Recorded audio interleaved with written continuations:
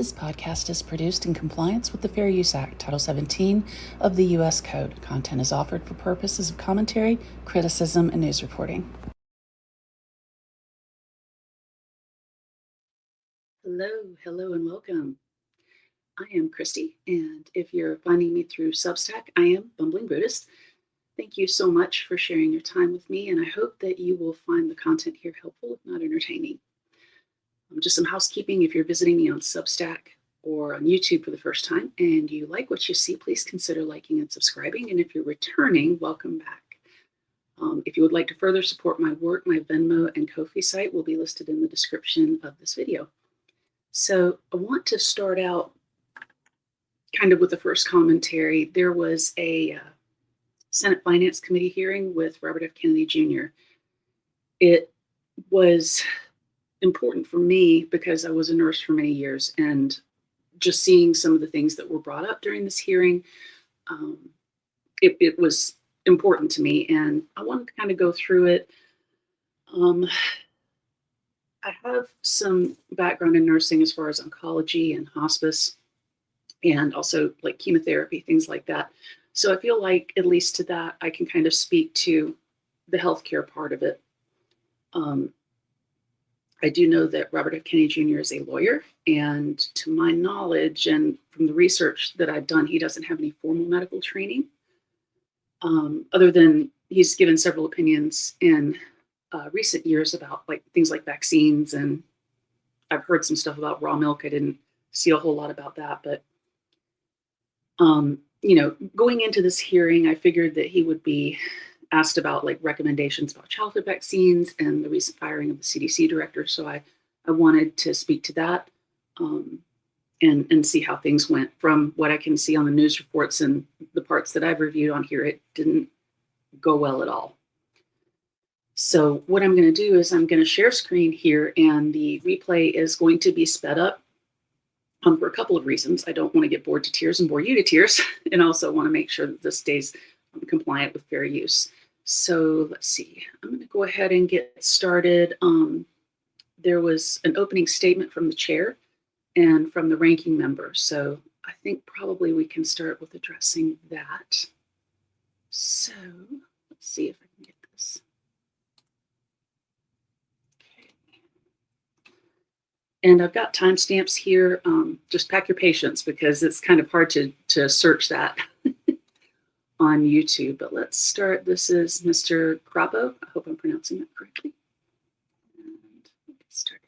Human Services Secretary Robert F. Kennedy Jr. about President Trump's 2026 healthcare agenda. Mr. Secretary, thank you for being here.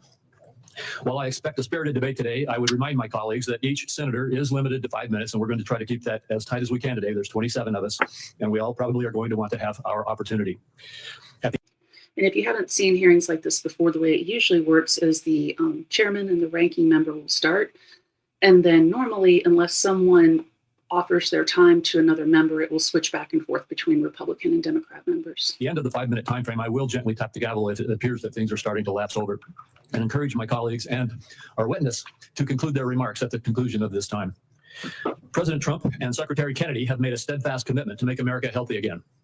Under this administration, HHS has placed patients at the center of the healthcare system, empowering them with the tools and information they need to create a healthier future.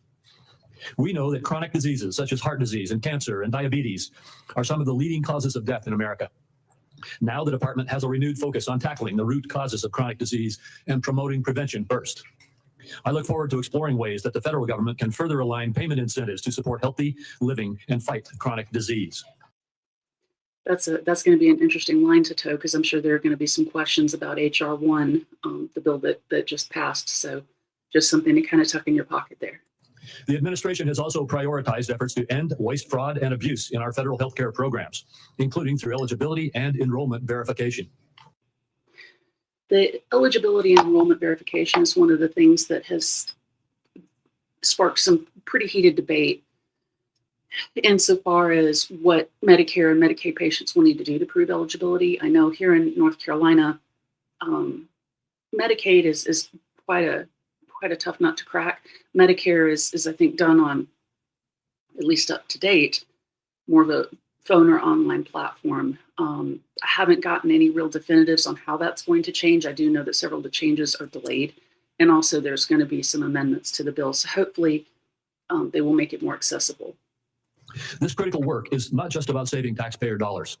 It's about restoring trust and ensuring vital programs like Medicare and Medicaid are sustainable for generations to come. In July, the Centers for Medicare and Medicaid Services, CMS, announced that the agency identified 2.8 million Americans who were simultaneously enrolled in multiple Medicaid or Affordable Care Act exchange plans. Okay, that's wild.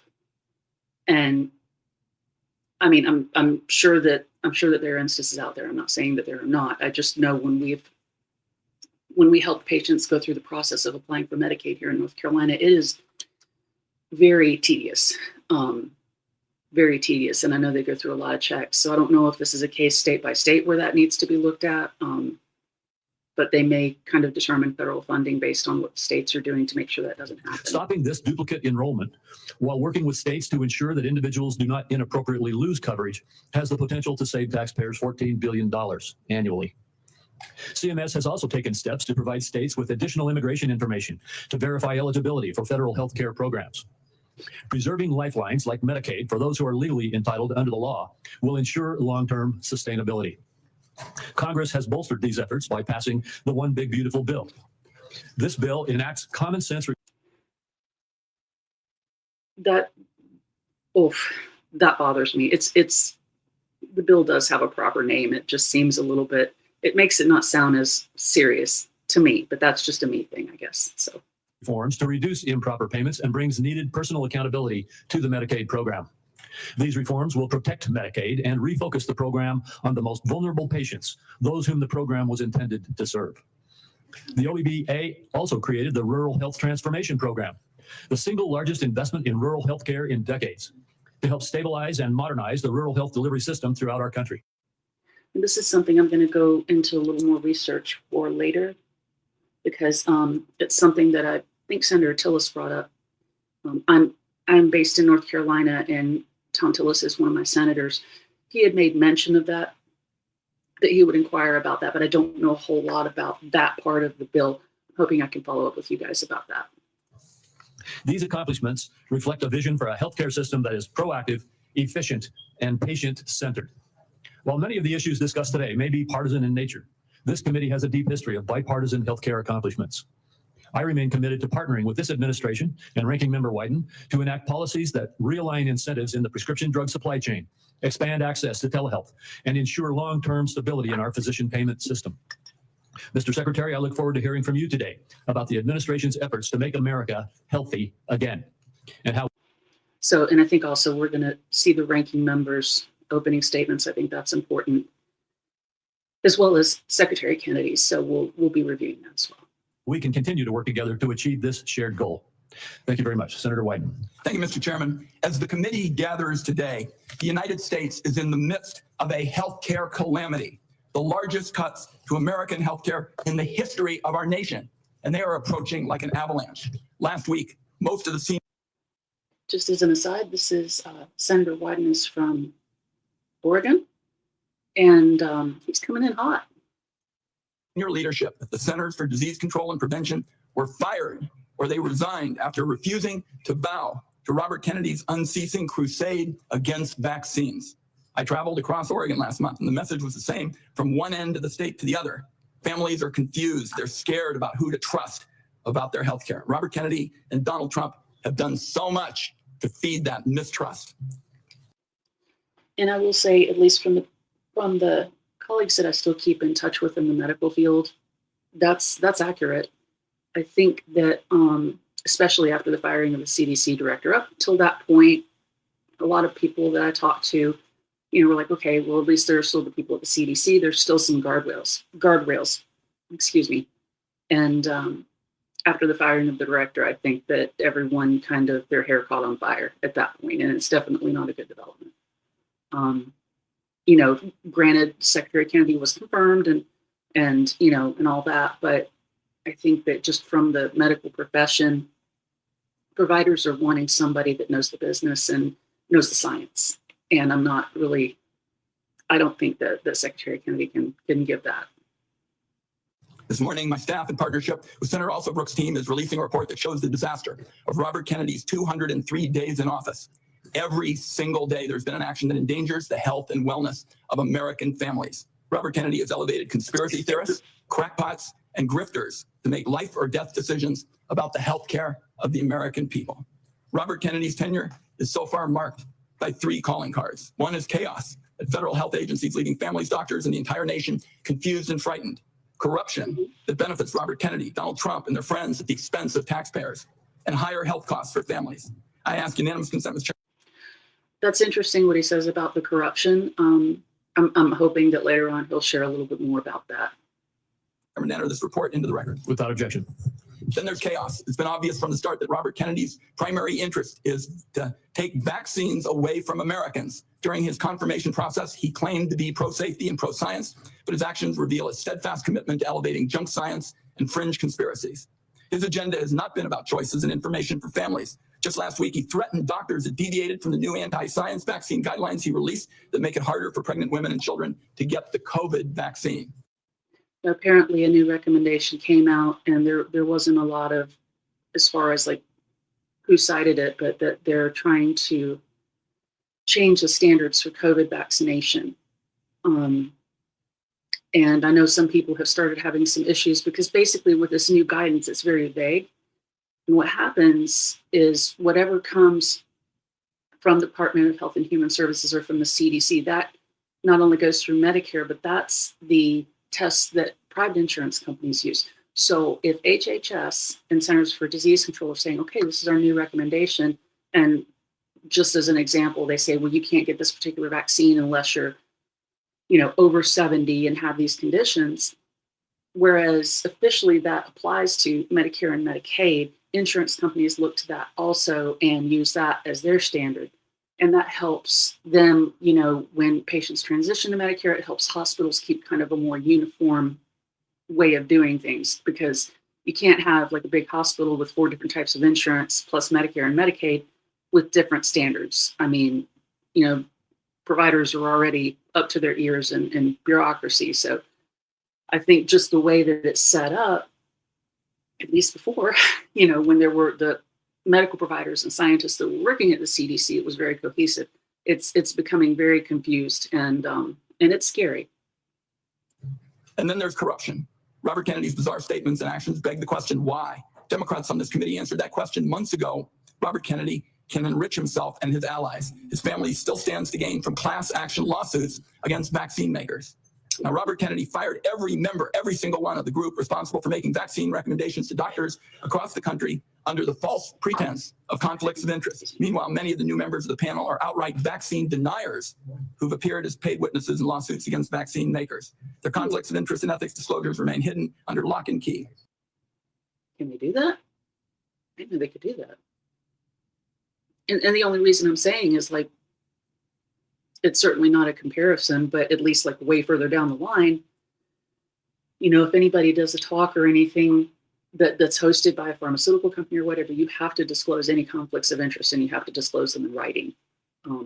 That's wild that's not a standard in HHS. On top of all this bedlam in American healthcare, just 2 months ago, Donald Trump signed into law the largest healthcare cuts in American history to pay for tax breaks for the wealthiest people and massive corporations in our country. Republicans know these cuts are going to hit communities like a wrecking ball. That's why they push the most severe cuts until after the election. That's why their members already introduced bills to roll back some of the cuts. And I think that we'll probably see also some more bills being introduced, by both parties.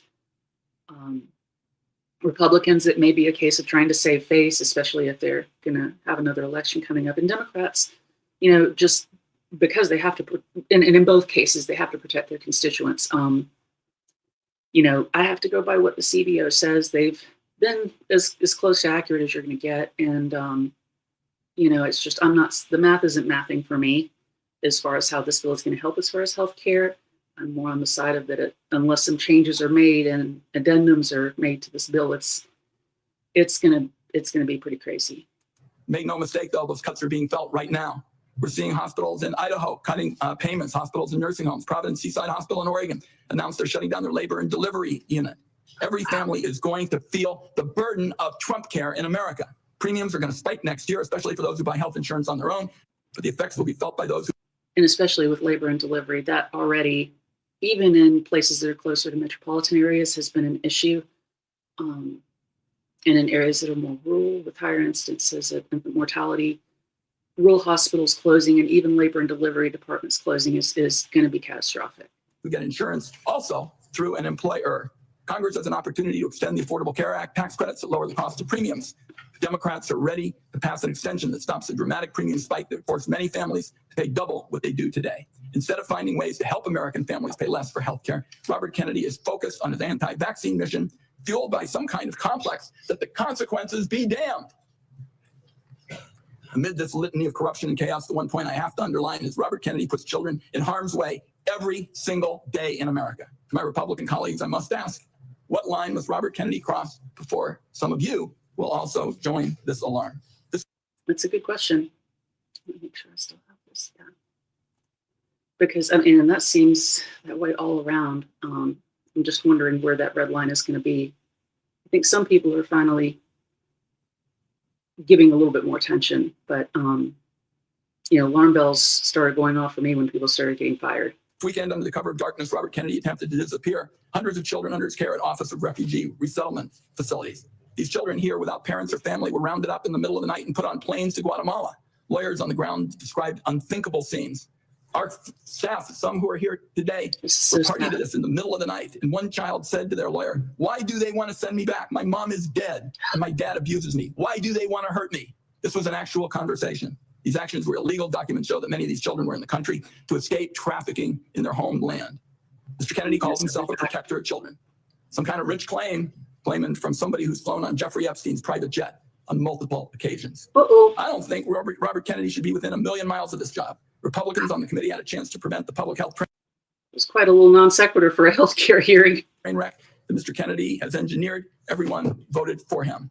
It is in the country's best interest that Robert Kennedy step down, and if he doesn't, Donald Trump should fire him before more people are hurt by his reckless disregard for science and the truth. I also would like to note Senator Cantwell has joined us in this effort. That's wow. For a committee hearing, that's pretty bold. And I mean, I think that's what a lot of constituents are wanting to see now. They're wanting to see a little bit more pushback. Not necessarily it just for the whole purpose of checks and balances on both sides. People need to start asking questions because their constituents have questions, and this is something that in the past was able to be done, in maintaining civility and decorum. I hope that they can get that figured out here pretty soon. I hope, at the very least, Robert Kennedy has the decency to tell the truth this morning. Mr. Chairman, I have a procedural request I'd like to make at this time. It's a short one. Proceed. Thank you, Mr. Chairman. Mr. Chairman, it's unfortunate that I have to say this, but this is a witness who has lied to members of the Senate Finance Committee. In response to over 35 written questions, including from me, he said, and I quote, that he would do nothing as HHS Secretary that makes it difficult or discourages people from taking vaccines. That was clearly not true. That definitely was not a truthful statement. His unprecedented unilateral actions to restrict access to COVID vaccines, that alone proves it. He tried to fire the Senate-approved CDC director after she chose the truth over what I consider his delusions. His prepared testimony even today includes the debunked lie that 500,000 children disappeared under the Biden administration's watch, a lie that the Trump administration is using as a pretext to hunt immigrant children and their families. So my request, Mr. Chairman, and I think it is unfortunate that I have to do this, but given the unprecedented nature of the witness's behavior, I would ask now that the committee formally swear in Robert Kennedy as a witness. Senator Wyden, Okay, so I'm sorry. I will personally object and will reject your request. On the screen. This was interesting to me because I thought that at hearings like this, people were sworn in, but I guess if it's kind of a follow-up hearing, maybe that's just if they're subpoenaed. But I thought if you were testifying before anyone in Congress, that you were sworn in. But in this case, clearly he was not, and the call is made by the chairman. So We will treat this witness as we treat all of the other administration witnesses who come before us. And let me just say again, as I said in my opening remarks, we will have some partisan disagreements today. We're having partisan disagreements right now, and I am having partisan disagreements with you on your characterization of the facts. The bottom line is we will let the Secretary make his own case in his opening statement. I'll only say, Mr. Chairman, that this committee's unwillingness to swear this witness is basically a message that it is acceptable to lie to the Senate Finance Committee about hugely important questions like vaccines. I think it's a well, and I mean, when you think about it, to me, even if it was, somebody asking on the other side, I don't see the issue with asking for somebody to be sworn in. If, in other words, them denying that request to me almost causes more suspicion. I think if he would have just let him get sworn in, I don't see if that would have made a whole lot of difference. You come with the assumption that these people are going to testify and tell the truth. great mistake. And that's why I made the request. I understand that you're not going to grant it, and we can move on. We'll get to the bottom of your accusations, but at this point, I'm going to turn to our witness. Okay, so this is where Secretary Kennedy starts. And I've got to give a hat tip to the people of Oregon. I mean, you guys have a very fierce representative, and that's says a lot. So hat tip to Oregon. And again, this is sped up. So don't think that Secretary Kennedy is about to fall out. He is not talking that fast. It's just for the purposes of this stream. Here we go. The Secretary of Health and Human Services, Robert F. Kennedy, Jr. And Mr. Kennedy, Mr. Secretary, you may make your opening statement at this time. Thank you, Chairman Crapo, and thank you, Ranking Member Wyden, for the invitation to appear before the committee today. Before I summarize what we've accomplished this year at HHS, I want to express my deepest condolence to the family of DeKalb County Police Officer David Rose, who gave his life to stop the gunfire attack on the CDC on August 8th. Officer Rose was a veteran. He was a husband and the father of 2 children. Officer Rose's widow, whom I visited, is expecting their 3rd child. I'd like Officer Rose's family to know that he remains in our prayers and that he will continue to be in our thoughts. Let me. That is, gosh, that's terrible. Start with the big picture. Under President Trump's leadership, we at HHS are enacting a once-in-a-generation shift from a sick care system to a true healthcare system that tackles the root causes of chronic disease. Chronic diseases reach crisis proportions in our country. And finally, we have an administration that is taking action. The MAHA report assessment, which the White House released in May, was the first government analysis of the key drivers of childhood chronic disease: ultra-processed foods, chemical exposures, physical inactivity, and over-medicalization. This month. That's an interesting term that I haven't heard before, over-medicalization. I'd be interested in knowing what he means by that. I hope he elaborates on that. We will follow with the MAHA report strategy, the Trump administration's solution for addressing each cause. At HHS, we haven't just been writing reports. We have been the busiest, most proactive administration in HHS history. In just half a year, we've taken on food ties. Not related, but take a look at this gentleman right here behind Secretary Kennedy. I would never want to be in a poker match with this gentleman. His expression, at least when I was watching throughout the hearing, it does not change. And I don't really know what that means, but he's got a definite good hold on his reactions. So good on him. AB formula contamination, the grass loophole, fluoride in our drinking water, gas station heroin, electronic cigarettes, drug prices, prior authorization, information blocking. Gas station heroin. It takes over 3 months to get prior authorization. Senator Kennedy, do you know something? The committee will come to order.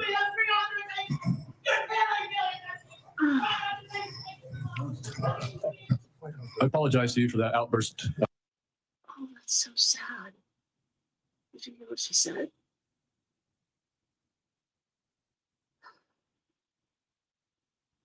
Secretary Kennedy, I would notify everyone else in the audience. Comments from the audience are inappropriate. If there are any further disruptions, the committee will recess until the police can restore order. Mr. Secretary, please proceed.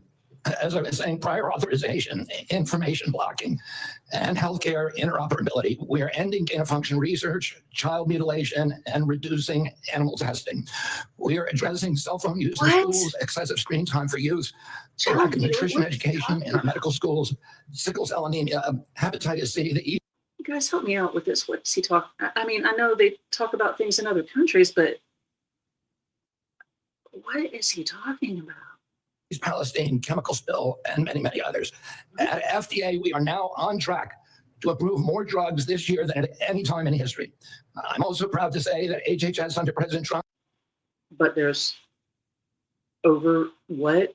But people are getting too much medical care, and oh wow, Is doing more with less. We have taken measures to fight waste, fraud, and abuse. Just by eliminating duplicative enrollments in CMS, we are saving taxpayers $14 billion a year. Meanwhile, we are expanding access for people who need it. We are ending racist diversity, equity, and inclusion practices and instead Here we go. focusing on aiding low-income and vulnerable families, Sorry, regardless of their race, which was the original intent of Title X. that's what DEI was supposed to be about, but you had to turn it into a slur. We're also pouring $1 billion into Head Start and the Administration for Children and Families. Compassion need not be the casualty of efficiency. I'd like to highlight some issues that have not gotten media attention. First, we are doing our part to fulfill the President's commitment to stop human trafficking, especially of children. We inherited a terrible humanitarian crisis from the previous administration with its open border policies, which allowed the appalling loss of 476,000 unaccompanied children. We've implemented policies now to ensure that appalling tragedy can never happen again. We have knocked on 82,000 doors and located 22,000 of those children. I promise you that we will do more in the next 3 years. And that's something that's new to me, and I feel like I keep a pretty close finger on the pulse of what's going on. So the knocking on the doors and stuff, I don't know if he's attributing that to what like Homeland Security is doing or something specifically to HHS. Also addressing the disastrous health conditions in tribal communities on Native American reservations. I've met face-to-face with tribal leaders in dozens of communities and tribes in Alaska, Arizona, Idaho, New Mexico, and elsewhere. Oh, wow. And I look forward to making HHS resources more available to those communities. And there again is something that I hadn't heard about. I didn't realize that he was reaching out to those communities. So good on him for that. One of the most significant initiatives under President Trump is the Rural Health Transformation Fund, part of the president's big, beautiful bill, which will provide the greatest investment of federal money into rural health care in history. Finally, I would like to address the recent shakeups at CDC. These changes were absolutely necessary adjustments to restore the agency to its role as the world's gold standard public health agency with the central mission of protecting Americans from infectious disease. CDC failed that responsibility miserably during COVID. Okay, that's debatable, but he's entitled to say that. I don't agree. Disastrous and nonsensical policies destroyed small businesses, violated civil liberties, closed our schools, caused generational damage in doing so, masked infants with no science, and heightened economic inequality. Okay. I want to know what his definition is of violating civil liberties, because if he's talking about like masking and things like that, I don't know. I struggle with that. And maybe that's the more liberal side of me, but I understand that there are people with respiratory problems or whatever that couldn't mask, but the people that just wouldn't mask, to me, that was a little bit different because, there are a lot of things that are put up in our society for a common good. And as much as some people will push back on that, there has to be some element of common good, or we as just a civilization can't survive. I mean, just being 100%. And I don't think that things like, wearing a seatbelt, not using your phone when you're driving, those little things, when the light's red, you stop. You do that for the common good. It was just something new and everybody was scared. But I don't think that the civil liberties thing, and maybe there's more to it than what I'm understanding, but I struggle with that quite a bit. And yet all those oppressive and unscientific interventions failed to do anything about the disease itself. America is home to 4.2% of the world's population, yet we had nearly 20% of the COVID deaths. We literally did worse. Because people weren't following the recommendations, number one.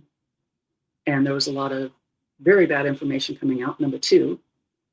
And if the recommendations are not followed, then what happens with any kind of, especially a coronavirus, it mutates. And that's what we're dealing with now. I feel like that if we really could have nipped this a lot sooner, you know, would the virus have mutated? There's no way of me being able to say that definitively, but I don't think it would have been as terrible. You know, again, it's not a situation I think that can be easily changed, but it would have been something, it would have turned out better if we had more of a focus on the common good. Than any country in the world.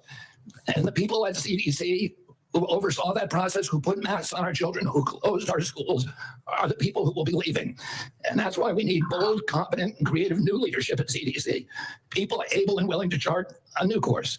As my father once said, progress is a nice word, but change is its motivator, and change has its enemies. That's why we need new blood at CDC. That's also why it's imperative that we remove officials with conflicts of interest and catastrophically bad judgment and political agendas. We need. Okay, that's wild for him to say.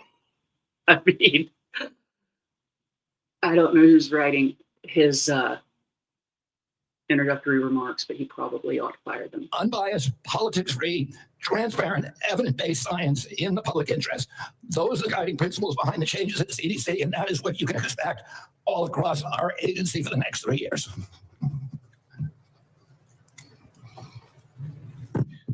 For the love of all that is holy, please tell me he's going to drink some water or something in between. I cannot. Thank you very much, Mr. Secretary. I'll begin with the questioning. And one of the first things I'd like to talk to you about is actually something that is under the auspices of CMS. And I spoke with. And actually, what I'm going to do, I think I'm going to go to the questions from Senator Wyden. I don't think what he said this time around was a whole lot different from what he said initially. So I'm going to try to go with my timestamps. Please bear with me.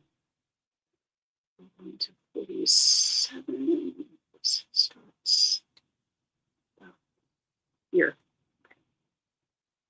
All right, let's go. I'll have to make sure I keep to this time frame too, Senator White. Oops. Thank you very much, Mr. Chairman. I've made it clear. I think that Secretary Kennedy is dead set on making it harder for children to get vaccines, and that kids are going to die because of it. And Mr. Chairman, I'd like to put in the record today an op-ed written by Susan Monarez, who was fired by Mr. Kennedy. Without objection. So what we know, and Dr. Monarez, was approved by Republicans. She wrote an op-ed today in the Wall Street Journal, which I've just put in the record, and I quote her. She said, "I was told to pre-approve the recommendations of a vaccine advisory panel newly filled with people who have publicly expressed anti-vaccine rhetoric." So it's not some liberal philosopher or something. That's bad. That is bad. I hope that they're going to bring her in for a hearing. Not to doubt what she's saying, but it would be nice to get that on a congressional record under oath, because that's a big accusation. And at least from a point of view of someone medical, that is terrifying. This is the CDC director who tells the Wall Street Journal, which is not exactly interested in progressive, theories and the like, that she was told to pre-approve the recommendations of a vaccine advisory panel filled with people who've publicly expressed anti-vaccine rhetoric. So my first question, Mr. Secretary, is, did you in fact do what Director Monarez said you did, which is tell her to just go along with vaccine recommendations, even if you didn't think such recommendations aligned with scientific evidence? No, I did not. That's a yes or no. So you have an opportunity to call her a liar if you say that you didn't do it, but I'd like to see you respond to this. No, I did not say that to her. And I never had a private meeting with her. So there are witnesses to every meeting. Oh, there are witnesses to every meeting. Okay. I was going to say, how did you fire her if you never had a private? Okay. We have, and all of those witnesses will say, I never said that. So she's lying today to the American people in the Wall Street Journal. Yes, sir. Okay. Let's talk And pointing the finger. This is going to get spicy really fast. now about what's coming up, because I made it clear what I've thought about the 203 days with my colleague, Senator Also Brooks. In 2 weeks, CDC's Advisory Committee on Immunization Practices will meet to make decisions about critical vaccines that protect us against hepatitis B, measles, and more. The committee's got a profound impact on vaccine access, but these aren't ordinary meetings. You stack the deck to ensure the panel bends to your views. In June, you fired all 17 committee members who were respected scientists and doctors. You replaced them with non-experts, vaccine skeptics, and conspiracy theorists. As a result, this critical advisory panel has lost scientific credibility. After years, colleagues, we spent so much time not looking at this as Democrats and Republicans, but it's good science and scientific credibility. And now the American Academy. And that's how it's supposed to be. I mean, that's something we're even taught in nursing school. You know, you go through a section on government politics and advocacy, and it's drilled into you that you don't go into your practice from a political, lens at any point in time. You're there to take care of the patient.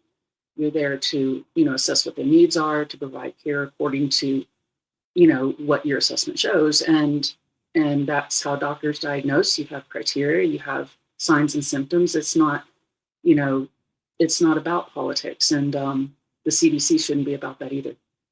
Academy of Pediatrics has warned that the committee is being politicized at the expense of children's health. American Academy of Pediatrics, you think they're lying too? I think the American Academy of Pediatrics is gravely conflicted. They get their biggest contributors are the 4 largest vaccine makers. They run a journal, Pediatrics, which they make. Yes, they run a journal of pediatrics, just like hematology runs the Lancet, and they are professional journals. That I don't think he really. A lot of money on that is completely dependent on pharmaceutical companies. So I wouldn't put a big stake in what they say that benefits pharmaceutical interests. Senator, I didn't politicize ASAP. I depoliticized it. The Congress has been investigating ASAP. All over the country, Mr. Secretary, scientists and doctors are saying otherwise. They're all wrong too. They're all lying, according to you. The scientists and doctors are supporting me all over the country. There is division on opinion. I don't get letters from thousands of people who are not political saying that this set of changes is going to damage American healthcare, and particularly these healthcare agencies, for decades to come. I don't get any letters from people saying, and that is the word on the street. Now, I have to give Secretary Kennedy credit. If he's going out and he's knocking on doors and talking to people in the community, it's just, I worry that there's kind of hopefully he's not getting some yes men type responses, because I have a feeling we're heading into a situation where he's going to say everyone's lying but him, It's going to make a big difference forever. Yeah, maybe you're listening to a selective group of people. You get me. I will tell you what, Senator, I will put my mailbag against your mailbag any day of the week. 30 seconds. Dangerous. Now we have guys measuring things. This is not going to go anywhere good. Respiratory viruses like RSV are on the agenda for the next advisory meeting. Countless parents have been awakened in the dead of night by a wheezing kid gasping for air, forced to rush their little one to the ER. There's no worse heart-wrenching fear. The RSV vaccine offers these kids protection against the worst effects of the virus. But now it looks like you're on a crusade to make infants and babies more vulnerable to the terrible illness. That's what we're doing with the COVID changes. I hope that that's not a vaccine that he goes after. And I say that because when my daughter was born, that vaccine was actually in the final trial stages. And because of my daughter's weight, she actually qualified to participate in the trial. And her lungs were not in good shape. And so we enthusiastically signed her up. We would take anything that could possibly help her. And because of that, she did very well. She was actually able to go home sooner than we thought. We were able to take her out of the house sooner than we thought. And she never did contract RSV, as an infant. And we were very grateful, very thankful that science was there for us. And I really hope that doesn't change. And please make your answer brief, Mr. Secretary. I've said that The position is indefensible. I think it's possible. Congress has been investigating that committee for 23 years because it is pervaded with conflicts of interest. What we did is we got rid of the conflicts of interest. Conflicts of interest everywhere in the government. You have to be very careful before you take some kind of sledgehammer to departments that are within healthcare. I mean, that's something that you really have to go after surgically, and I'm not seeing that.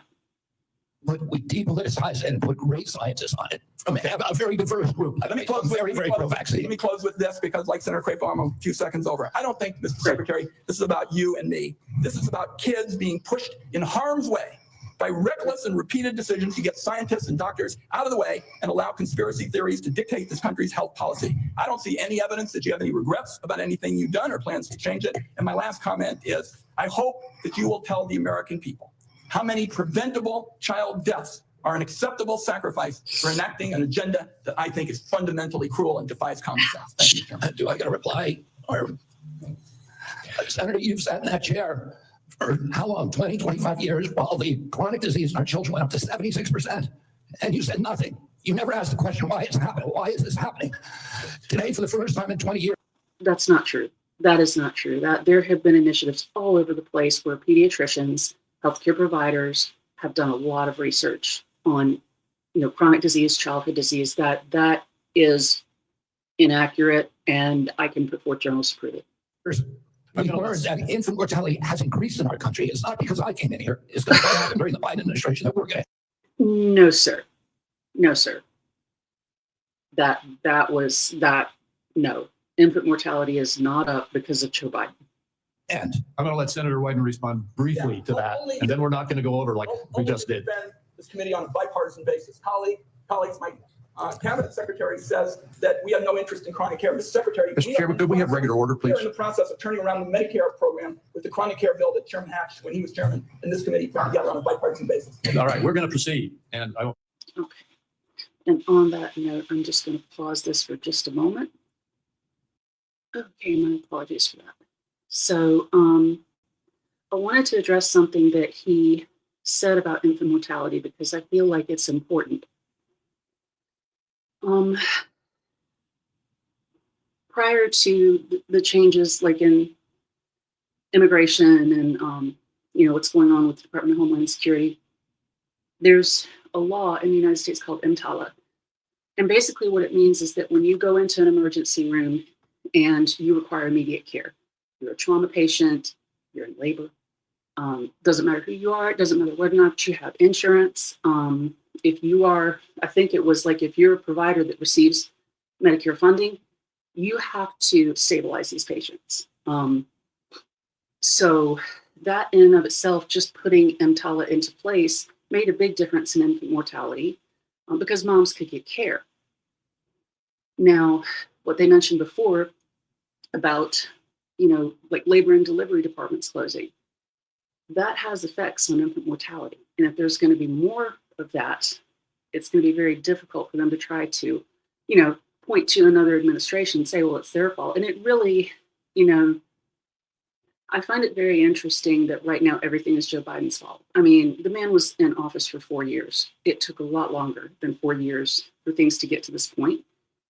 And healthcare does need a lot of work. I mean, most of you who know me before when I did healthcare advocacy, I advocated against the Affordable Care Act. I worked in oncology. I worked for a private practice. And, my concern at that point was, patient privacy, patient choice, those things that really weren't given any hard guarantees in the bill. If you have your doctor, you can keep it. I looked everywhere to try to find that. I really couldn't find text about that, specifically. And, of course, the hospice benefit, which, the Affordable Care Act actually had some pretty good provisions in it before the final bill was passed, and those provisions were unfortunately removed. That's another conversation for a later day. But the TLDR is that this is not something that can be heaped on one president, and it just fascinates me. They seem to think that Joe Biden had a lot more power than what he did, and a lot of people, myself included, wish he would have done more, but it is what it is, and we are where we are. But I just really, I really take issue with the statement about infant mortality, and would be very interested in knowing where his information is coming from. Okay.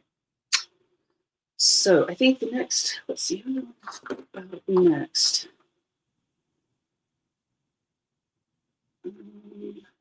Just a second. Okay, so the next senator that I was very interested in hearing from is Louisiana Senator Dr. Cassady.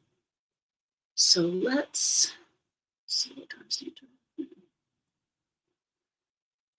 The thing with him, let me go ahead and get to the timestamp.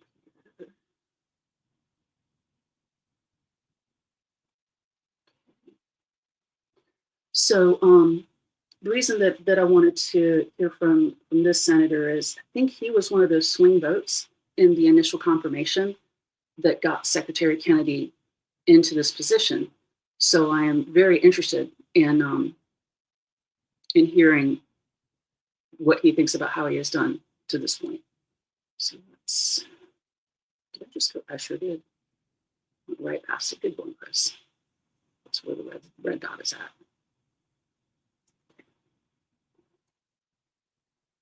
Than your leadership. Last time That's this- what this conversation is about, Mr. Chairman. Senator, they deserve the truth, and that's what we're going to give them for the first time in the history We probably need to go back to this one. What is happening? of that agency. Senator Cassady. Thank you. I'll try and restore a little calm here. Please do. And I'm approaching this as a doctor, not as a senator. I am concerned about children's health, seniors' health, all of our health. And I applaud you for joining the president in the call for radical transparency. Thank you for that. I said yesterday, I believe it, that President Trump deserves a Nobel Prize for Operation Warp Speed. If he had been Oh.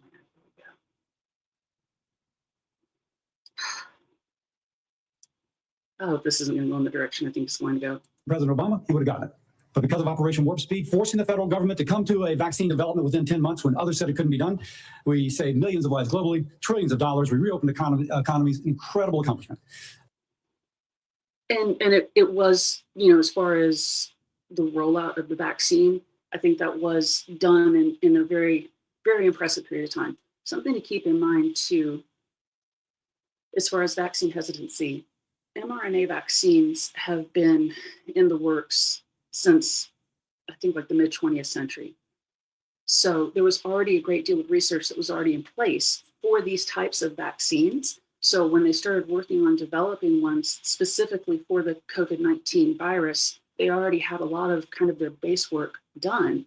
So there were so many people thinking, that it was developed too fast, when in truth, this was decades of research that went into developing, that one vaccine, but they had a lot of prior knowledge to go by. So if anyone was kind of curious about that, I hope that just gives you a little more information to keep in your toolkit. But let's see where he goes with this, because right now I'm not real optimistic. Mr. Secretary, do you agree with me that the president deserves a Nobel Prize for Operation Warp Speed? Yeah, absolutely, Senator. That's So let me ask you, but you just told Senator Bennett that the COVID vaccine killed more people than COVID. Wait, That was a statement. Uh-oh. I did not say that. Okay, then let me ask, because Oh, you you also, did? Senator, I just want to make clear, I did not say Well, that. we'll check the record. That's a question of fact. You also said that you were also, as lead attorney for the Children's Health Defense, you engaged in multiple lawsuits attempting to restrict access to the COVID vaccine. Again, it surprises me that you think so highly of Operation Warp Speed when, as an attorney, you attempted to restrict access. Ooh, he is big mad. He is big mad. Well, and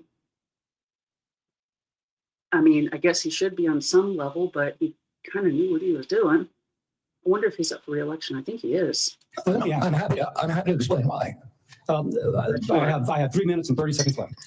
It also surprises me because you've canceled, or HHS did, but apparently under your direction, $500 million in contracts using the mRNA vaccine platform that was critical to Operation Warp Speed. Again, an accomplishment that I think President Trump should get a Nobel Prize for. You canceled $500 million in contracts. Now, I grew up in a middle-class family, so $500 million seems, this is canceled, it seems like an incredible waste of money. But it also seems like a commentary upon what the president was attempting, what the president did in Operation Warp Speed, which is to create a platform by which to create vaccines. Secretary Kennedy better be careful in how he answers this, because where it said, I don't like this. I mean, he's a physician. It's Dr. Cassady, but that's just the thing with me. But I hope that he kind of takes what Dr. Cassady is saying, because, he's a physician, and let's be real, he knows a lot more about what he's talking about. So that's why it's shocking to me that Secretary Kennedy is sitting there saying that's not true. It's like, well, I think that this senator is going to have a little better access to what's going on in the medical field. So I don't think it's going to be as easy to pull the wool over his eyes, at least not the way it did during his confirmation hearing, but I digress. So this just seems inconsistent that you would agree with me the president deserves a tremendous amount of credit for this. Is this a question, Senator Cassady, or is this a speech that you don't want me to No, answer? Because I want to answer that question. Please. If it's a question. Okay, that was out of line. That was disrespectful. Be tight, please. First of all, the reason that Operation Warp Speed was genius is it did something nobody had ever been done. I don't think any president, but President Trump could do it. It got the vaccine to market that was perfectly matched to the virus at that time when it was badly needed.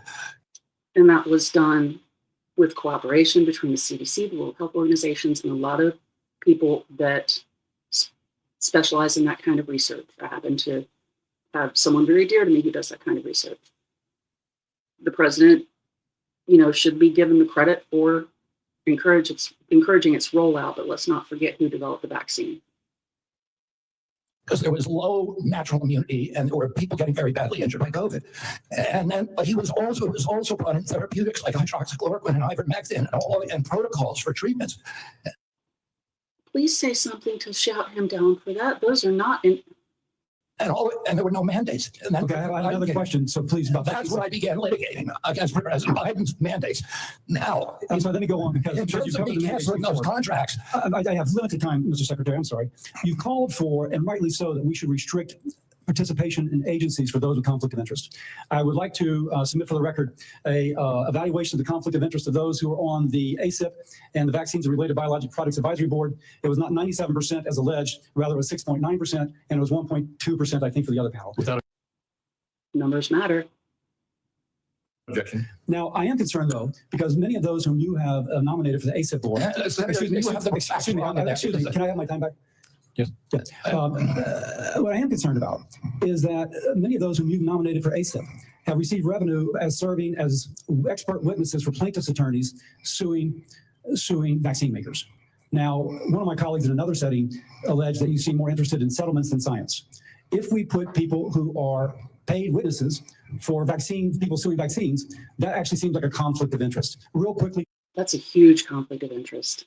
do you agree with that? No, I don't. It may be a bias. What?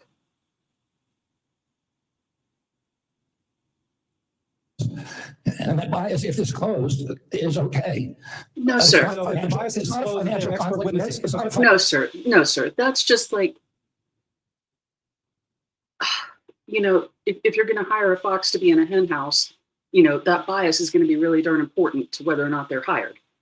There's a certain type of bias that makes you not a good candidate for a position. And if that man doesn't clear his throat or take a drink of water, I'm going to lose my mind. financial Let me conflict of finish interest. up. You also told Senator Wyden at the outset that you didn't want to take vaccines away from people. And as I conclude, I would like to say this. Because of the conflicting recommendations made about COVID. This is from Eric Erickson, good conservative out of Atlanta, Georgia, occasionally gives me help. My wife has stage 4 lung cancer. She's one of the people the COVID vaccine actually helps. Thanks to the current mess at HHS, CVS is unable to get her vaccine. Secondly, an email from a physician friend of mine. Hey, Bill, I'm not even sure what I'm asking you, but we're all confused and concerned about who can get the COVID vaccine. We are having our attorney try and render an opinion, but there's no firm guidance and concern about liability if vaccines are given to a patient requested but not on the current CDC list. And that's what I was talking about before, about how the recommendations that come from the CDC matter. And sure, a doctor can decide whether or not they're prescribing something, but if the CDC says that it's something that's not recommended, that doctor's going to have a very hard time getting whatever treatment modality to that patient that they're wanting to provide, because it would be considered off-label, if you will. Pharmacists are requiring a prescription now, even for patients over 65, creating a huge headache. I submit these for the record. Without I objection. would say effectively we're denying people vaccine. Senator Catwell. You're wrong. Thank you, Mr. Chairman. Following up on that same line. Oh my gosh.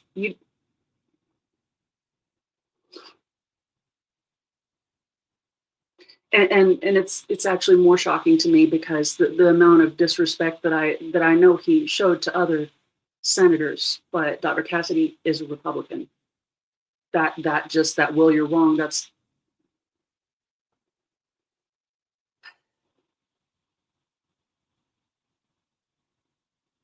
sorry.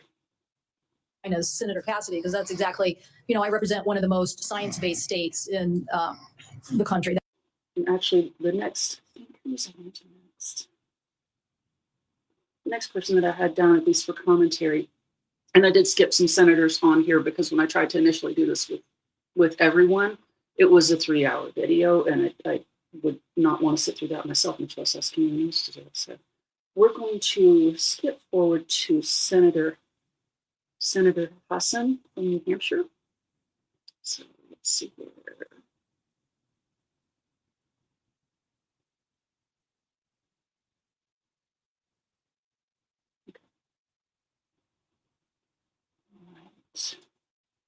Thank you, Chair. Thank you. Senator Hassan. Oh, thank you, Mr. Chairman, and good morning, Secretary Kennedy. Just before I ask a question, I did want to note in response to the Just to keep in mind his demeanor and his expression. And the only reason that I mention this is that how you present yourself in these type of committee hearings, at least in my opinion, it matters. I don't know if you're not familiar with Dr. Robert Reich. He has a book that's just been released, and it's called Coming Up Short. And in that book, he actually talks about, how he prepared for his confirmation hearing, what the expectation was, that you were to show respect, that, answer what you were asked, nothing more, nothing less, and just what the expectations were as far as decorum and, how you addressed these elected officials, because like it or not, if you're addressing a Democrat, or a Republican, if you're a Democrat, these are people that represent the people you're supposed to be helping care for. That's just the long and short of it. One of the big things that worries me right now about the current administration is that it seems very much that they're a current administration for their party and not for the country.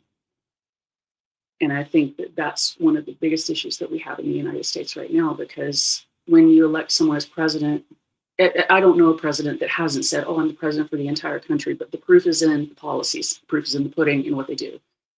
And some of the policies that have come out in this administration, and there's always going to be those executive orders that cancels everything that comes from, the administration before. That's going to happen. And it gets worse every administration. But in the long run, they have an oath, they have a responsibility to everyone in the country, not just the people that they like, that at least that's my understanding. So just his demeanor, the eye rolling, I find it, as a constituent, I find it very disrespectful. Secretary's statement that the Trump administration wants to lower the cost of health insurance, that across the country right now, the median increase from commercial insurers that we're seeing this fall is 18%, just as families are struggling to make ends meet. Now, I want to follow up. 18%. Let's make that real. So let's say you're on an Affordable Care Act plan, and I'm just going to use a ballpark. Like, I think I have an employee provided insurance, but I think my shares, let's just say rounded up, $500 a month. Okay, so with an 18% increase, that premium goes up to $590 a month. Drop in the bucket for probably every person that you're seeing sitting in this hearing. For me, that's a lot of money. And for most people I know, 18% is pretty big. That's pretty big. Up on a line of questioning that Senator Cassady began. Mr. Secretary, President Trump said that the COVID-19 vaccine produced by Operation Warp Speed was, and these are the president's words, a monumental national achievement. Although I've strongly opposed many of President Trump's actions, I agree with him that Operation Warp Speed in 2020 was a monumental achievement. Unfortunately, you are undermining one of the president's biggest achievements, which, as the president said, saved millions of American lives. You even went as far as to call President Trump weak for this life-saving accomplishment. Last year, you tweeted that President Trump has a weakness for swamp creatures and that Operation Warp Speed was among, here's your quote again, the most devastating impact of President Trump's weakness. So, Mr. Secretary, was Operation Warp Speed a monumental national achievement, as President Trump said? For the reason that I already said, and I assume you won't let me repeat, but I'm happy to if you want. Yes, it was. Good. Assuming it is a monumental achievement, you've said it was. Is it true that, as President Trump has said, he saved millions of American lives with the COVID-19 vaccine? Because you just expressed great confusion about that to Senator Warner. The only confusion I expressed is exactly how many lives were saved. I don't think anybody knows that because of the data chaos. So multiple studies have shown. Okay. So, and this was part of the hearing that I did not show, but the question had been asked. I saw it actually on a news clip about how many people were lost in the United States from COVID. And he says, I don't know. Okay. That's when your reply needs to be, according to the data that we have, according to Centers for Disease Control, according to World Health Organization, this is the number that they have. They're not able to detect every single death or what it's related to, but within the confines of how we collect data and what we have, this is how many. And it was one of those things where again, I think that when you go into a hearing like this, at least, I am so sorry I keep hitting this cord. Big apology. But like what I read in Dr. Reich's book and just from working up in DC for the short time that I did, these hearings, or any time that you sit down with, a senator or representative, you come prepared. Your time is important, certainly as a constituent or as a candidate at a hearing, but it's ridiculous to waste theirs too. They have a lot of people that they need to respond to. And just the fact that he comes in with this type of job that is so important and something, as simple, I would have expected him to be able to roll that off or at least look at his notes and have that number. And the fact that he would argue that is wild to me.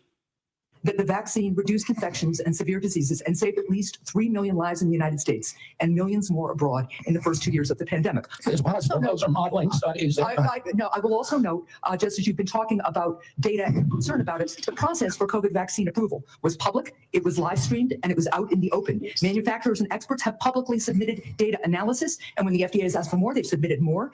They've done that for years, and the evidence is clear and supports what President Trump has said. The vaccine works, and it has saved millions of lives.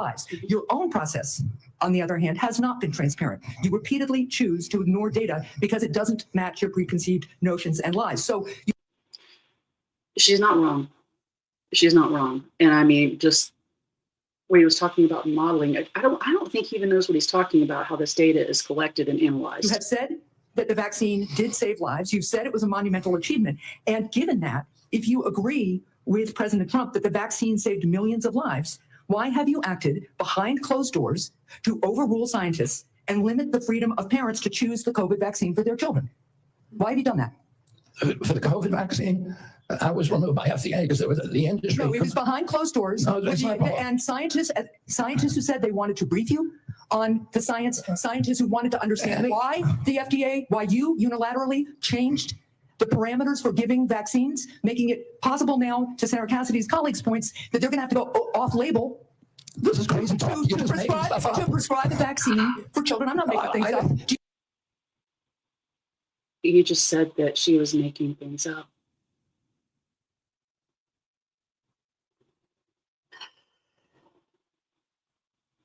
I guess the best thing for me to say is I miss the good old days. That's just. I can't consider Secretary Kennedy a medical professional, really, because he's not. I mean, he's an attorney. But, I keep wanting to say I would expect more from a medical professional, medical provider, but that's not what we're dealing with here. So I'm not really sure what to expect, but this is not going well for him at all. You know how the FDA approval process works and what? Yeah, I know exactly. Do you know what an off-label I know exactly how it works. I know exactly how it works. So why behind closed doors? It's not behind closed doors. The industry makes the studies, and they could not provide a study that said that it is effective for healthy kids. So when have you produced the data that you relied on, and that this FDA relied on to change those parameters? Behind closed doors, and now parents who decide that they do want. Okay, there has to be data that it's indicated for healthy kids, because if there was not, then at least before this administration, pediatricians would not have been able to administer it. When these things are put out to be administered, doctors will ask for that data. And I mean, even if the FDA is saying, oh yeah, you can prescribe it, physicians are going to want to look at those clinical trials and look at the efficacy of what they're giving. I have never worked for a doctor who didn't do that. So for him saying that wasn't done, that's just that. I don't think that's their children. You're just making stuff up, Senator. I'm not. You're just making stuff up. Sometimes when you make an accusation, it's kind of a confession, Mr. Kennedy. So let's just settle with this. So here's what's going to happen. To Senator Warner's point, to the parents who are concerned all around the country, to people who want to get the COVID vaccine this fall, even if they're under 65, because the boosters have worked, there's been much less serious disease. People do not have the same level of threat and risk from COVID that they used to because of these vaccines. People who want to exercise their freedom of choice are being denied that because you are citing data that you won't produce to the public. And I mean, I can almost see where he's coming from. It's like anybody can have a vaccine. Well, sure. If it's off label, I guess anybody can have it if they can afford it. And that's the thing. Most of the time, if you're given a prescription that's off label, if you have private insurance and you're, not independently wealthy, that private insurance is not going to cover it. And you're going to have to pay out of pocket. And when we're talking about an mRNA vaccine, that is an astronomical amount of money. You're just And you are making things up. objecting. You're making things up to scare people, and it's a lie. With respect. She's making things up to scare people. The irony. I do not think I'm the one making. You are lying right now, Senator. Senator Brassel. Thanks, Mr. Chairman. Mr. Secretary, thanks for being with us today. Okay, so it looks like the next senator that I wanted to watch is Senator Cortez-Masto from Nevada. Okay, let's see. And I will try to go through and also make some timestamps in case there's someone, you know, if you're watching this video and there's someone specific that you're wanting to, oopsie. And following through on our desire to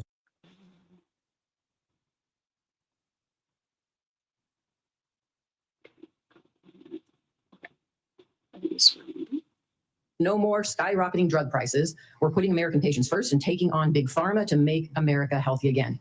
Yet your record tells a different story. In July, Republicans handed big pharma a massive win. Their big, beautiful bill. Oh, I can't we'll wait till it gets back to him, but his demeanor is already bad. That they just passed shields billion-dollar drugs like Keytruda, the world's top-selling cancer drug, from Medicare negotiation. Keytruda has been on the market since 2014. It pulled in nearly $18 billion last year in the United States alone. It costs patients up to $175,000 a year. And that's true. Keytruda is what we would call a biologic. It works directly on the immune system. I think there's a couple of other. We did Darzalex, Keytruda, and it was a lot for melanoma, and I want to say non-small cell lung cancer. There was one other drug, I can't remember now, but they were extremely expensive drugs, and even patients that, you know, had good insurance. You know, I think there was a point where it was, of course, approved under Medicare, but patients that have private insurance, they would have copays that were just, even the copays were unmanageable, where, you know, but we would apply to the drug company, and the drug company would be able to give them assistance and sometimes cover the entire, you know, out of pocket that they were responsible for. But that, the numbers that she gives, you know, at least as far as the Keytruda those are accurate. Draining Medicare of billions and forcing families into crushing debt or to forego life-saving care. And yet you support the big, beautiful bill. So despite the hype with executive orders and Washington Republicans only drug pricing law days relief for Medicare patients relying on high-cost cancer drugs, meanwhile, Democrats finally have allowed Medicare to negotiate drug prices. I will say that Keytruda, along with Opdivo and Darzalex, the three top-selling cancer drugs, were widely expected to be selected for Part B negotiation in 2026 for 2028 implementation. They are now, because of the actions of this administration, exempt from negotiation for at least several additional years, if not permanent. That's bad. That is bad. I don't know why they would do that. That doesn't make any sense. I mean, those drugs are, I mean, they are powerful drugs and they have their side effects, but they're also very effective. So my question to you, Mr. Secretary, is how do you justify claiming to take on big pharma while supporting a bill that shields drugs like Keytruda and other cancer drugs from Medicare negotiation, costing seniors and taxpayers billions and risking the lives of cancer patients who cannot afford the. And here's the thing, when Medicare negotiates, I mean, Medicare has a lot more power than I think people give credit for, because they go in and negotiate these prices, and those are the prices that the rest of the insurance companies really go by, as, again, just like treatment recommendations, that's their standard. And so the fact that those three specific drugs, at least she said Keytruda, Darzalex, and I think Opdivo, the fact that those three are kept out, also those three being the most used, also those three being the highest price, makes me wonder why. You know, what is happening on the back end where the pharmaceutical company didn't have to come to the table and renegotiate the price. That is, that's interesting. Necessary medication. Yeah, Senator, I appreciate the question.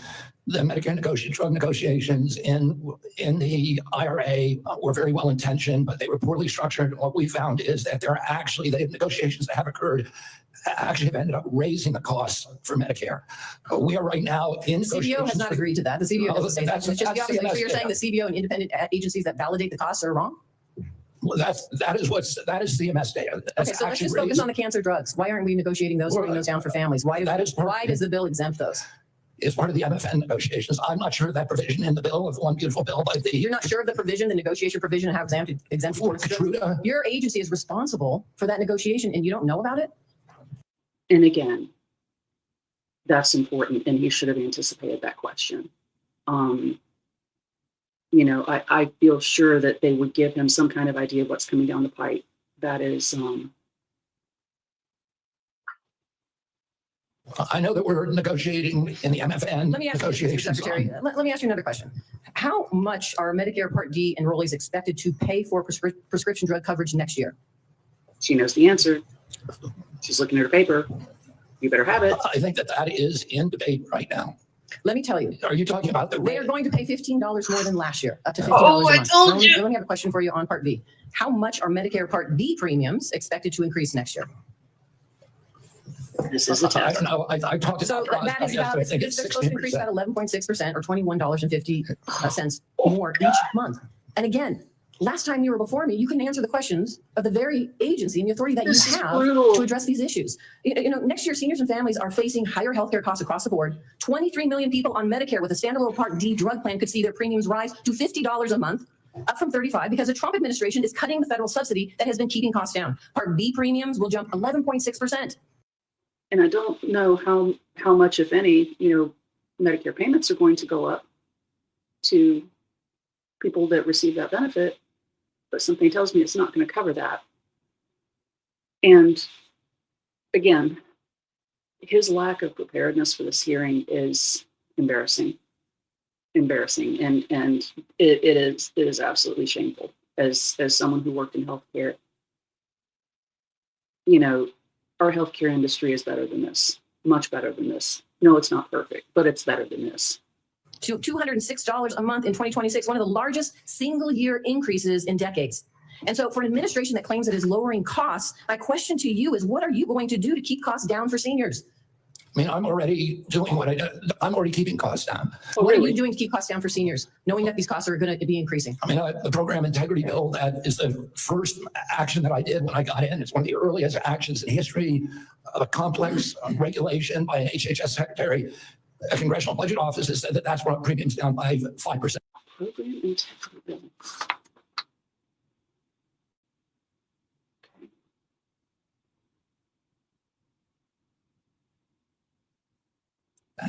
As the Congressional Budget Office, which does not like to acknowledge anything that we do. And does that impact seniors? Oh, so now the Congressional Budget Office is right. They were wrong before. Excuse me? Does that impact seniors? And I know my time is running out. Does that impact seniors? What you just talked about, you're lowering costs. I'm asking you specifically. We're lowering costs. Seniors. Does it impact seniors? Does it impact? Come on, let me just stop you. I didn't Time hear is what running you out, so said. I appreciate Oh my the chairman's God. indulgence. He doesn't know the My answer. concern is you can't answer the questions. The very agency has oversight over these issues and controls the levers to lower costs for seniors. That's a big giveaway, because he hasn't had any issues hearing anything. And when she was asking that question, he was not talking over her. So, but that's when you get down to those last few seconds. I'm sorry, I can't hear you. I can't hear you. Time runs out. Now it may be that the chair indulges her and gives him an opportunity to answer, but sometimes they don't. And you can't answer that simple question. I didn't hear your question. Okay, let's go. We'll just proceed. And Senator Tillis has yielded his position to Senator Blackburn. So And- she'll take it. Okay, so let's see. Okay, so the next one I have.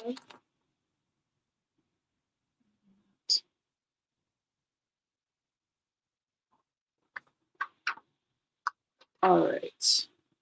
So the next two are exchanges that I'm sure everyone's seen on the news. I don't have a lot to elaborate on it, but I wanted to include them because I know that these two senators did a really good job of holding his feet to the fire. And from what I'd seen, I haven't watched the entire exchanges, but it sounds like that a little bit of his mask slipped off. So let's start with Senator Elizabeth Warren from Massachusetts. I'm going to 217. I don't expect this to be pleasant.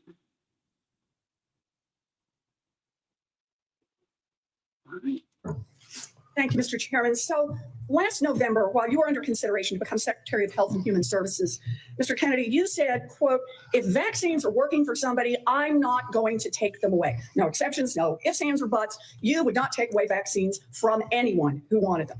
Then last week, you announced that the COVID-19 vaccine is no longer approved for healthy people under the age of 65.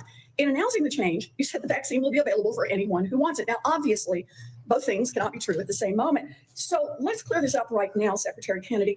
Will you tell America that all adults and all children over 6 months of age are eligible to get a COVID booster at their local pharmacy today? Here's microphone. I mean, I know he has some type of thing, but he doesn't sound good. Can get the booster.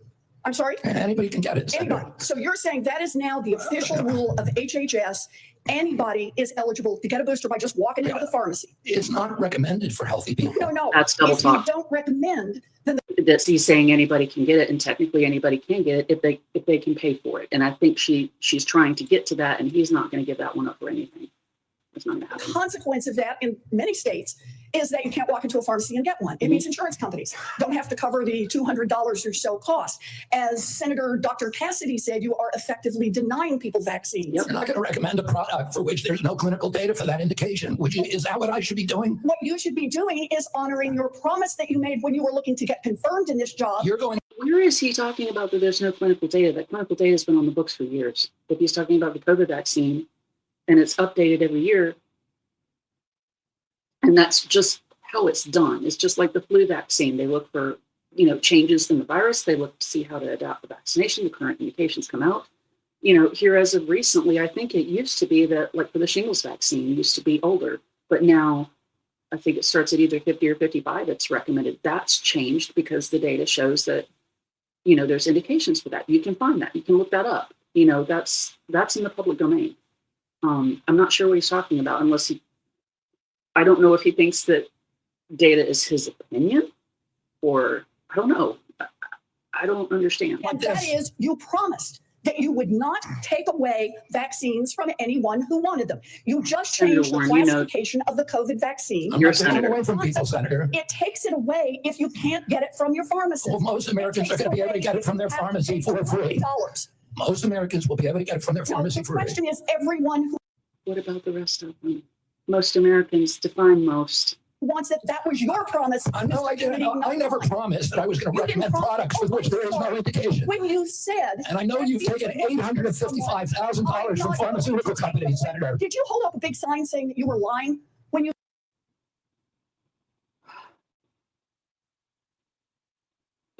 For somebody who can't come up with the number of people who died from COVID, he sure does know a lot of stuff from Open Choices, doesn't he? He said that because you are the one who said you would not take them away.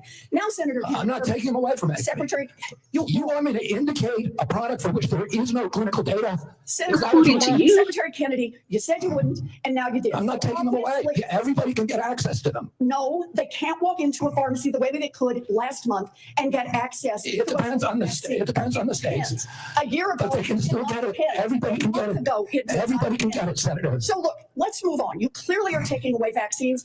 I've seen the list for what's coming up next, and that is the agenda for the next CDC vaccine panel. And first up is ratifying your COVID actions. Second is hepatitis B is on the agenda. So should Americans expect you to take away hepatitis vaccine access as well, even though you promised not to? As I said, I'm not taking vaccines away from anybody. Okay, same answer, right? You're just going to deny. Okay, hepatitis B vaccines. So just for some background, if you work in healthcare, chances are you have had the hepatitis B vaccine series. I think when you first have it, it's like a series of 3. And then every so often your titers are checked just to make sure that you have immunity. Hepatitis B is something that is a bloodborne pathogen. It's transferred through blood and some body fluids. So another high risk category for hepatitis B are people that are pregnant, people that have use IV drugs, anything that causes blood to be transferred from one person to another in any way puts you at risk. It's something that there's not a cure for. It is most certainly deadly. And so, I mean, it's very well tolerated. It's been on the market. So, I mean, I became a nurse in 96, and that's when I had the hepatitis B series, the three injections. So we're talking 30 years, so it's been on the market. I'm not sure why something would change after 30 years. That seems interesting. When people can't get access, that you're not taking it away. Then let me ask you, is that the same game you're going to play with me? You want me to recommend every product in the world so that without any clinical trial data? Through on your promises. Yeah, my promise was to give. A month ago, we could get COVID vaccines by just walking. You can still get COVID vaccines, Senator. You are taking that away. No, you can still get the COVID vaccines, and Medicare will still pay for them, and Medicaid will still pay for them. Head of the CDC. Just because you continue to push a narrative over and over, it doesn't, there's something that's changed, and not just political discourse, but you almost see it kind of leaking into just the general discourse, at least from what I've seen here, that people think if they say something, if they gaslight something, let's just use the right word, if they keep saying it, it makes it true. And no, I'm not denying anything. Yes, it's a hoax, and it's just like, just because you say it doesn't make it so. And, that's definitely not a game that can be played with the medical field. Certainly not with government, but that's not how science works. That's not how medicine works. And that, again, he's an attorney, and I'm sure he does a great job as an attorney. I mean, he's clearly was very successful. This is kind of really hammered in for me. He's not qualified for the job that he's supposed to. He's clearly a very good politician. He knows how to talk his way into a hole, but as far as somebody to be over healthcare, is a no for me. That if she refused to sign off on your changes to the childhood vaccine schedule, that she had to resign? No, I told her that she had to resign because I asked her, are you a trustworthy person? And she said no. So if you had an employee who told you they weren't trustworthy, would you ask them to resign, Senator? So I'm sorry. So this was, the CDC director has to go through confirmation hearings. I guess did he not? You would think that he would have covered that before. But this is not what she has said publicly. She has said. I'm not surprised about that. So you're saying she's lying? Yes. Everybody's lying but him. And we got this straight. This is the same person that less than a month earlier, you stood next to her and described her as unimpeachable. And you had full confidence in her, and that you had full confidence in her scientific credentials. And in a month, she became a liar? Yeah, you should ask her what changed. And by the way, a month ago, you were voting against her. Because you thought she was either incompetent, ineligible, or unsuited to the task. I voted against her because I was afraid. This is bad. This is so bad. I mean, he's not wrong, but it just, I'm sure it was more kind of a party line type thing that she voted against it. I don't know if it was a case of trustworthiness, but this is a mess. What a mess. She was going to bend the knee to you and Donald Trump. And it looks like she didn't bend the knee, so you fired her. Look, you're putting America's babies' health at risk, America's seniors' health at risk, all Americans' health at risk, and you should resign. Senator Sanders. Okay, I'm going to keep this running because actually Senator Sanders from Vermont will be the next person that we take a look at. This one was also, I saw bits and pieces of this one, and it was quite spicy. Just want to pick up. Oh, he knows what's coming. Are you telling us that the former head of CDC went to you? You asked her, are you a trustworthy person? And she said, no, I am not a trustworthy person. She didn't say, no, I'm not a trustworthy person. She said, no. That's what you just. I'm writing a quote. And I asked her, no, 1 second. And you're And again, that's why it should have been sworn in. also repeating now that she is a liar, correct? Which you wrote in Wall Street Journal. If she wrote that I fired her because she refused to sign on in advance for the ASIC committee, no, that's not accurate. All right, you're calling her a liar, and I look forward to her coming before the Health Committee, maybe this committee as well. Okay. All right, Mr. Secretary, I got a bunch of questions. Appreciate brevity in answering this. So-called beautiful bill to 15 million Americans off of. Well, Bernie sounds like he's going to fall out. Hang in there, Bernie. Healthcare, substantially raised premiums. It is going to have a terrible impact on nursing homes, community health centers, rural hospitals all over America. Very briefly, is that really making America healthy again? What he's saying about the hospitals, community health centers, and especially nursing homes. And this is probably something that that hopefully you've heard of as this HR 1 passed, but at least nursing homes that are funded by Medicare and Medicaid, the majority of the residents that are there long term are covered under Medicaid. To qualify for Medicaid, at least in North Carolina, I don't know how it works in other states, there is a spend down.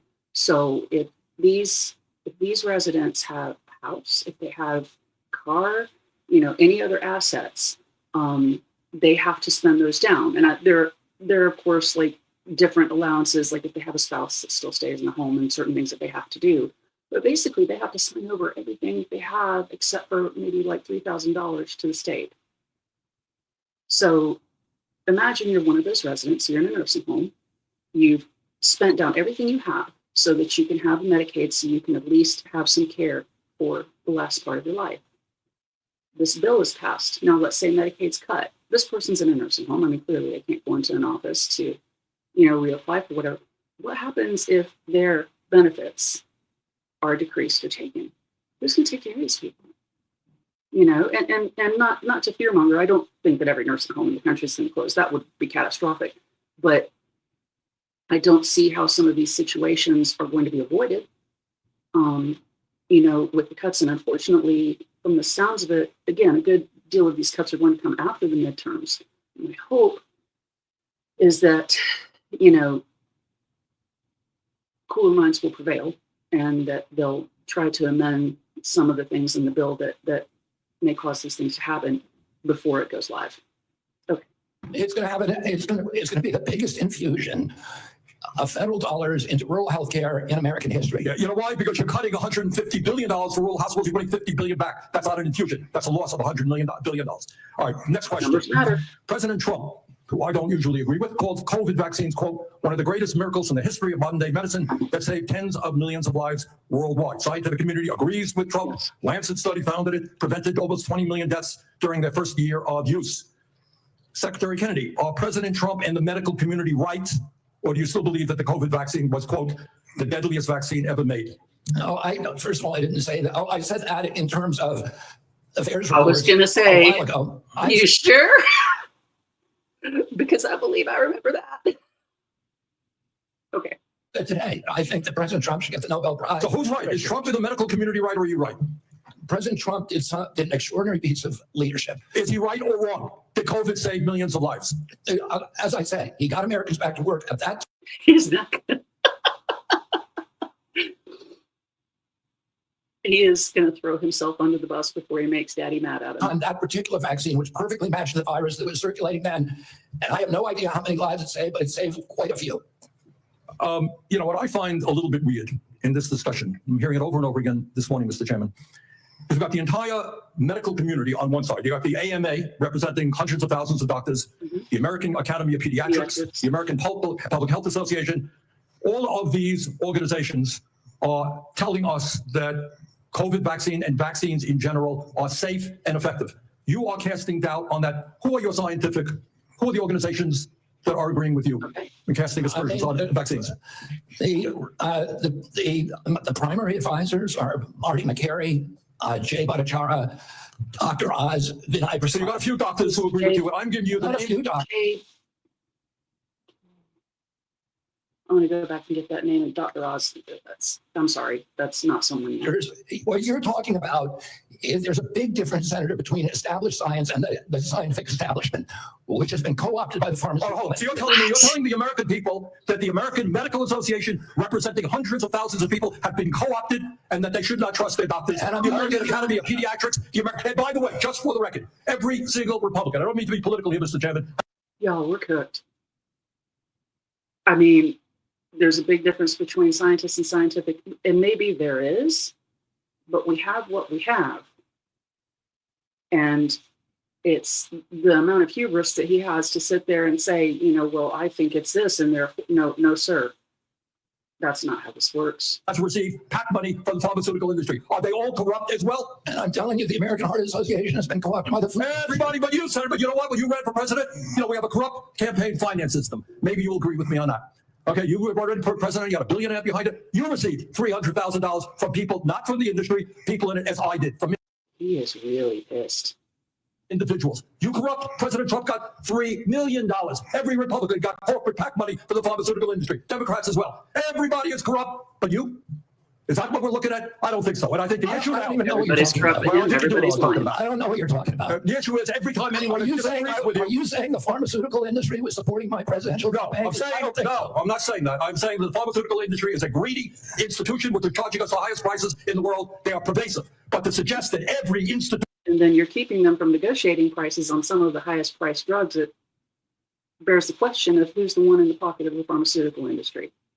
And I think I know the answer to that. the AMA, the pediatrics people, is corrupt because they disagree with you is an insult to It's not humanity. because people disagree with me all the time. I have arguments in my agency. I'll I bet have you arguments do. every day with Jay Bhattacharya, with Marty McCary, with Dr. Oz. You are giving the names of a few people. I've given you the names of organizations representing hundreds of thousands of doctors and scientists. I yield, Mr. President. Senator Tillis. Mic drop. Thank you, Mr. That was a lot. That was a lot. I think out of everybody that I've seen so far, Senator Sanders hit it on the head. Regardless of political party, it always gets my attention when you're dealing with someone who everyone is wrong but them. Everyone's lying except them. There's a trend there, and it's alarming. Again, with healthcare, this is. Chair. Secretary Kennedy, thank you for. Okay, and now this is Senator Tom Tillis. He is actually one of my senators from the beautiful state of North Carolina. A little background on Senator Tillis, just to go ahead and put this out there. I know my senators pretty well. Senator Tillis was the gentleman who stood up and had that speech when HR 1 was passed, and he voted against it. Now, I know he has voted, all of these nominees to be put forward, which was a big disappointment. I know I was incredibly disappointed in the confirmation of Justice Ketanji Brown Jackson. I honestly thought that he was going to vote to confirm her, just from his exchange with her. And when he turned around and just towed the party line, it was disappointing. And I do try to call or write to his office, when issues like that come up. I did let them know, after the HR 1 vote, that I was grateful that at least he stood up. Unfortunately, he's not running for re-election, and that's disappointing because, it seems like he's finally getting his footing under him and getting his voice. But, I understand. And, I don't know if the amount of support that he gained from that no vote, and I know he did gain a great deal of support from the opposite side of the aisle. I'm not naive enough to believe that that's going to get ahead of the amount of money that would be infused in primarying him. So, that being said, I definitely disagree with him on many points, but I truly appreciate the fact that at least when it comes to like this hearing, the HR 1 vote, he's starting to listen to his constituents. And, there's a few more months that he's going to be in that office. So if you're in North Carolina, I would encourage you to keep communicating with him. I do hear back, in the times that I write. So they are responsive. They don't always do what you ask them to do, but they are responsive. And so let's see what he has to say. Van here, a couple of times you asked people if they were making a statement or a question. What I think I may do, just to give you a breather, is to make a statement with a lot of questions. And just for the record, I'd like you to have the opportunity to have your staff respond. Okay. I can't conclude from the discussion today where you are on warp speed. So I would like the definitive statement on exactly where you are. Was it good? Was it bad? Were there things that worked? Were there things that didn't work? I can't discern that from what you said here. I, for one, think that it was a signature accomplishment of President Trump and the mRNA platform. I agree with that. I look forward to you giving us a detailed statement on exactly where you are with warp speed. I'm not a doctor. I'm not a trial lawyer. I'm a board. Okay, he's looks like he's found a way to cut the BS. I guess it sounds like he's just going to leave a list of questions, and of course I'm sure he has staff there that are taking notes, and I'm going to go back and write down what these are because I'd like to see. I'll follow up with Senator Tillis's office maybe in a couple of weeks to see if he's heard anything back. It would be very interesting. Management consultant. Another question that we'll submit in the record. I'll give you directionally where we're going. I don't see how you go over 4 weeks from a public health expert with unimpeachable scientific credentials, a longtime champion of MAHA values, caring and compassionate and brilliant microbiologist, and 4 weeks later, fire her because at least the public reports say because she refused to fire people that work for her. So as somebody who advised executives on hiring strategies, number one, I would suggest in the interview, you ask them if they're truthful rather than 4 weeks after we took the time of the U.S. Senate to confirm person just for the future nominee that we're going to have to consider. But I do also believe that some of your statements seem to contradict what you said in the prior hearing. You said you're going to empower the scientists at HHS to do their job. I'd just like to see evidence where you've done that. And I'm sure that you will have some. You will do nothing that makes it difficult or discourages people from taking vaccines. There seem to be several reports that was. Are y'all catching the shade that he's throwing? Because I sure am. And again, Senator Tillis is a Republican. But this is, I mean, I've seen him in hearings before. This is, to refute that, but I'd rather you just respond to it. I'm not going to come here and impose my belief over any of yours. That again seems to be contradictory to the firing of a CDC director, the canceling of mRNA research contracts, firing advisory board members, attempting to stall NIH funding, eliminating funding for the I think $500 million for further vaccine, mRNA research, and just want an answer for it. On HR1, I believe. You know my concerns about HR1. I've had several meetings with, and HR1 is the big, beautiful bill, OB3, whatever the brand is. But I'm still, I've got an office with 60 staff, including half of them in state office. I've had 3 different estimates of the economic impact on the state of North Carolina. Can I get your comment? And I have been looking for somebody that's far more resourced than an office of 30 people up in here in DC to disprove my estimates with respect to the impact on North Carolina, period. And I've yet to have anybody. I would love to be embarrassed and be wrong, but I would like to get your commitment for people to tease through the numbers that I provided before the vote on HR1 that says that if you normalize 3 independent estimates across a broad spectrum, $25 billion over 10 years. I don't need your response now. I want somebody to destroy my estimates because to this point, the most resourced health agency in the world has only given me word salad responses, and I need that so that we can prepare for the response. $25 billion over 10 years is half of the rural relief fund over 5 years. And so we just need to have that fact as a matter. Okay, pay attention to that. Half of the rural relief fund over 5 years. So that is the fund that Secretary Kennedy, I may have been saying something, sorry, Secretary Kennedy was saying before that was such landmark legislation. And, you know, I had worried that it would probably be a little more than a drop in the bucket. And from what Senator Tillis is saying, that it's probably not even that. Matter of policy so that we can go in North Carolina and absorb it. I know every state's different, and I'm assuming every one of my colleagues here have done the math for their states, not focused on that. But I want you to destroy my estimates if they're in fact wrong, and I want you to acknowledge them if in fact they're right. That will come into question as well. Okay, and also just to kind of contrast this to the other exchanges from both sides of the aisle, he's asking very direct questions. They're not comfortable questions, I don't think. Just kind of reading between the lines, you know, considering his party and what he's asking, I feel like he's being, again, he's not my favorite. I'm just going to be real here. I think he's being very professional, and I agree. Mr. Kennedy, you've stated multiple times in response to other members' questions that that scientists were lying.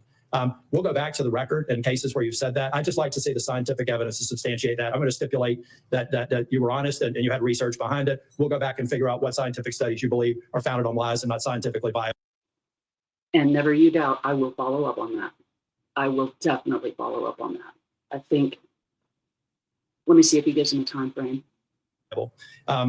And then finally, I just want to give you an opportunity. Apparently in the exchange with Senator Bennett, you said you agreed with Dr. Levy's statements, who said that the mRNA vaccine caused serious harm, including death, particularly in young people. They said you agreed with that comment. Did you agree with that comment or not? I think that's true, yes. Okay, thank you. Thank you, Mr. Chair. That was the wrong answer. Okay. So I think they're going to go on, but that was the last. Thank you, Mr. Tillis. We now have Senator. Okay, so that was the last senator that I had down to go through. So, what's happening here? Okay. So, just to follow up here, so I'm going to follow up with Senator Tillis's office to see what he heard back. So what I have is he had a question about the CDC director filing the contradictory statements. Wanted to make sure that he was going to do nothing to increase the difficulty for vaccines. He asked about making sure that he would not impose his beliefs. The fourth question was about the estimates of the economic impact in North Carolina. And then he asked for specific information regarding which research was not viable. And then his question about mRNA vaccines, which he answered there. And I'm thinking that that's not the answer that Senator Tillis wanted, but here we are. So I'm going to write to Senator Tillis' office probably today. I certainly won't hear anything today, but if I don't do it today, then I won't remember. And I think what I'm going to do is, I think 2 weeks is a pretty fair time frame. I'll go ahead and write to them and just say, hey, I'm going to follow up in 2 weeks. Let me know what you find out. And if I hear anything, or if I don't hear anything, then I will be back on here and following up. So I'm going to wrap this up. If there's anything that you guys would like me to do a video on or comment on, if it's something kind of more leaning towards the medical field, that's certainly in my toolbox a lot better than most. But yeah, I'm certainly open to be completely horrified at whatever hearing that that you're wanting me to watch. And I'm sure I'll be back as things evolve. So I hope you guys have a wonderful weekend. This ended up being very long, but I appreciate you taking time with me. And again, if you like what you see, please subscribe. And I will be back soon. Have a great, great weekend, you guys. Take care.